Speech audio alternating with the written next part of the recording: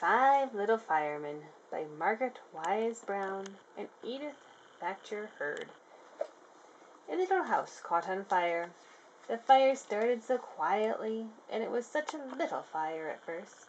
A flame, like a little mouse, came darting in and out of a hole in the hall closet and darted back again. A policeman smelled it. But it grew and sizzled, and the house began to smoke, and the smoke blew out the window. And then the policeman saw it. He peeked in the cellar window and saw the yellow flames and the gray smoke. So he ran to the corner, opened the red alarm box, and called for the fire department. Then he went back to the little house. Ding-a-ding-a-ding! 5 little firemen slide down the firehouse pole. "Sparks!" shouts the first little fireman. He puts on his white helmet, twirls his black mustache, and jumps into the little red chief's car with his shiny brass bell. Cling, clang! The first little fireman has to be the first at the fire to tell the other firemen what to do when they get there. He is the fire chief.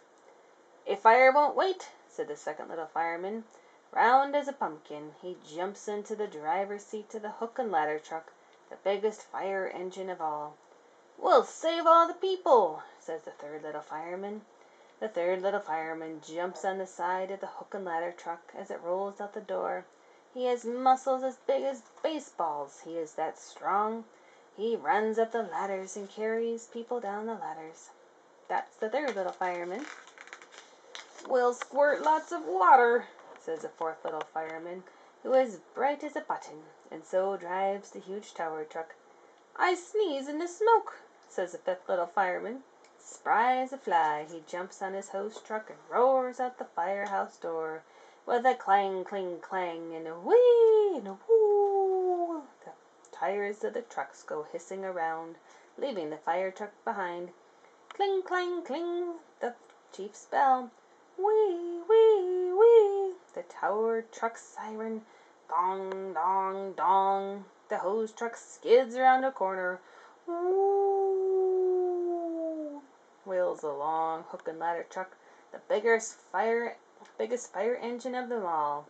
"Get out of the way! Here come the 5 little firemen, with a clang, cling, clang, and a whee and a woo. They go whizzing up a street called Oak Street, then whizzing around a corner into 12.5 Street, down Asphalt Avenue, and down Eucalyptus Drive, and up the King's Highway, over Baseball Boulevard to Small Bush Road. Dong, dong, dong. And there on Small Bush Road was the little house on fire. Flames the size of pocket handkerchiefs were waving out the windows, and lots of smoke. When the fireman got to the door was on fire. "Chop it down," he ordered. But he kicked it down with his foot and ran upstairs, and woke up a very sleepy family, who all started sneezing with the smoke. This was the Hurricane Jones's family, and they were terribly sleepy. "Grab what you love most and run out of your house," ordered the policeman. Mrs. Hurricane Jones tried to grab her 3 little boys and run out of the house with them, but when she went to grab them, the first little boy had run to grab his cat. The second little boy had run downstairs and out of the house to take care of his rabbits, and the third little boy had grabbed all the flowers that he had picked the day before, and was halfway down the stairs with them. So Mrs. Hurricane Jones, still very sleepy, threw her mirrors out the window and picked up her pillowcase and ran downstairs.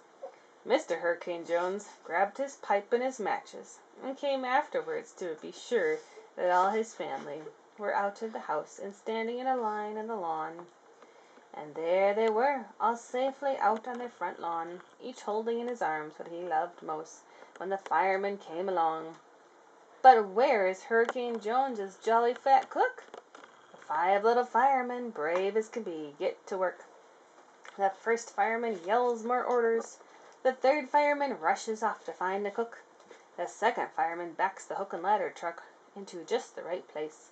The Hurricane Jones's house is too tiny for big ladders, so he takes one of the little ladders and puts it up to the side of the house. The fourth little fireman points the water toward the flame and squirts. And the fifth little fireman unrolls the hose and screws it onto the red fire hydrant. He turns it on, and the water that runs under the streets in those big pipes all the time rushes through the hose. Whoosh! It squirts out the nozzle like a roaring river through the air. Swoosh! They smash in the windows to let out the smoke, and swoosh! In roars the water to put out the flames. The smoke gets all brown and yellow when the water hits it. They chop down the burning wood and throw fireproof blankets over the furniture. The third little fireman has found the cook and wants to carry her down the ladder on his back in a fireman's carry. "Nix," says she. She is too fat to carry and too big to jump into a net and too jolly to stay and burn up in the flames. So they shoot up the lifeline for the Hurricane Jones's jolly fat cook to slide down. And down she comes. "Gee wallopers," says she. It was getting warm up there. And soon all the bright flames were wet black ashes, and the crackling sound of the flames was quiet, and there was only the great purring of the red hose truck pumping water, and the bright searchlights of the fire engines making the trees and the bushes much greener than they had been before.